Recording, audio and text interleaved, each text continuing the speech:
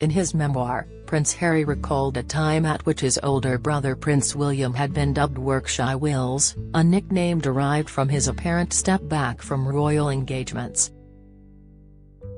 Writing in Spare, the Duke of Sussex said the papers were awash with stories about Willie being lazy, something he described as obscene and grossly unfair as the elder prince was busy having children and raising a family.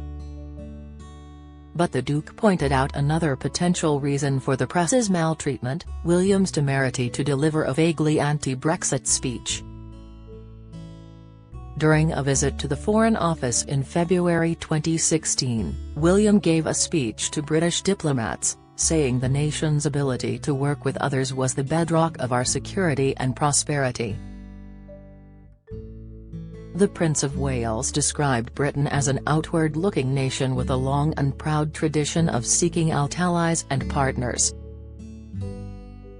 He did not mention Europe or the European Union but did reference the United Nations, the North Atlantic Treaty Organization, NATO, and the Middle East. He said, "In an increasingly turbulent world, our ability to unite in common action with other nations is essential. It is the bedrock of our security and prosperity and is central to your work."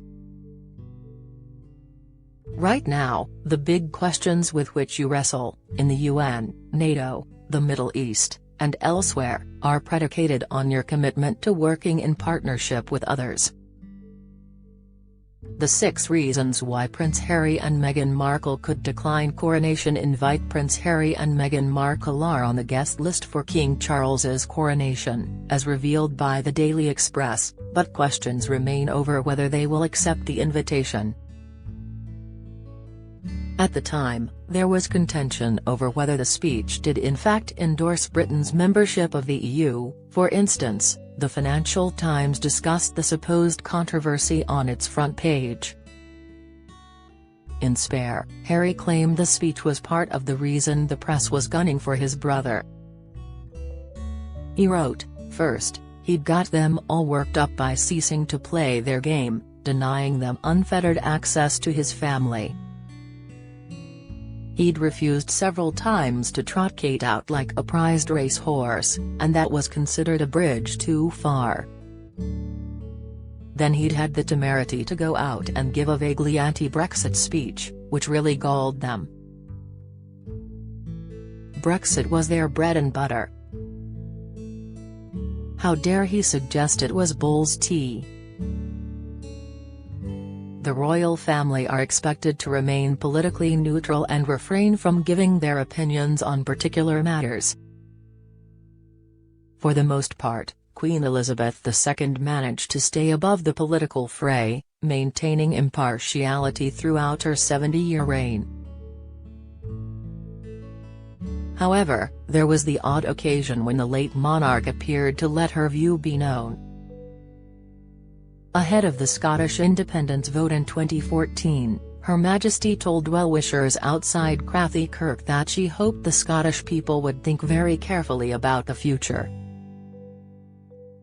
As a consequence of her steadfast code of silence, even the hint of a publicly expressed opinion had the potential to cause a huge commotion.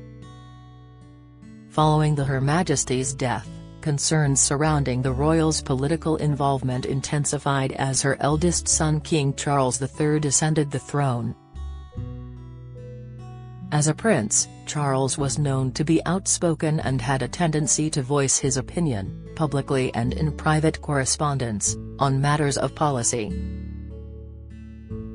King Charles and Queen Camilla will get new thrones for coronation as fresh details emerge. Kate and Meghan won't wear tiaras at King Charles' coronation, but instead small crowns. King Charles set to ditch clothing that is key to coronation tradition as it's too dated. In his first address as monarch, Charles acknowledged he would have to give up some of the things that gave him the most satisfaction as heir. He said, "My life will of course change as I take up my new responsibilities. It will no longer be possible for me to give so much of my time and energies to the charities and issues for which I care so deeply." The speech was written to reassure the nation that their longest-serving monarch's successor would not depart from her style of stoic and steady leadership. Dissimilar to the late Queen, whose opinions remain largely unknown, Charles has long immersed himself in, sometimes controversial, political or social issues.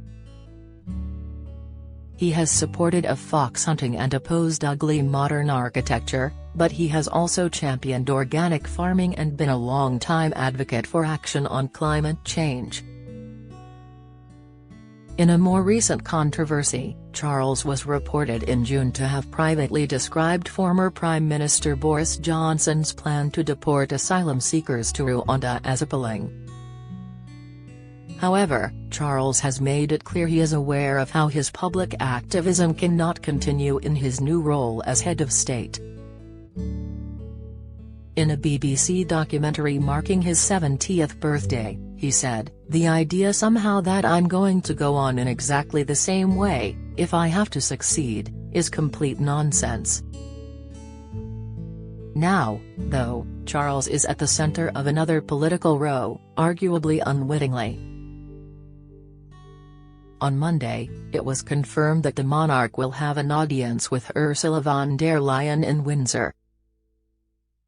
The European Commission President's meeting with the King, which comes as Rishi Sunak has struck a post-Brexit deal with Ms von der Leyen to resolve the ongoing row over the Northern Ireland Protocol, has sparked a major row with the DUP and Tory hardliners. Mr. Sunak is expected to hold a press conference with the EU chief later on Monday afternoon before heading to the Commons to deliver a statement. Ms von der Leyen was originally set to meet the King on Saturday, before it was cancelled for operational reasons. Unionists in the DUP and hardline Tory Eurosceptics shared their anger over the move, with the DUP and former Brexit Minister Jacob Rees-Mogg saying it risked dragging the monarchy into a political announcement. Meanwhile, former DUP leader Arlene Foster said the timing of the audience between the King and EU Commission President was crass and would go down very badly in Northern Ireland. A palace spokesperson said, "The King is pleased to meet any world leader if they are visiting Britain and it is the government's advice that he should do so."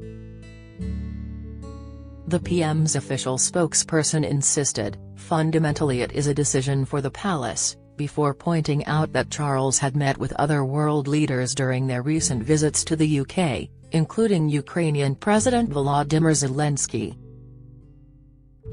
He added, his view is that it is a matter for the palace to decide and ultimately for the King to decide if he wants to meet individuals.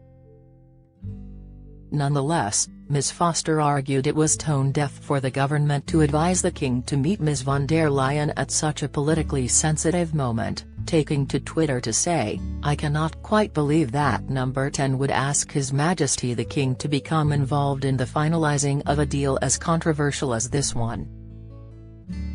It's crass and will go down very badly in NE.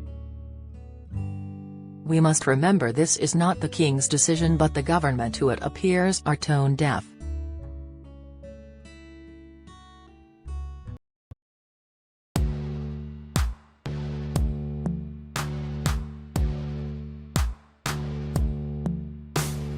Good.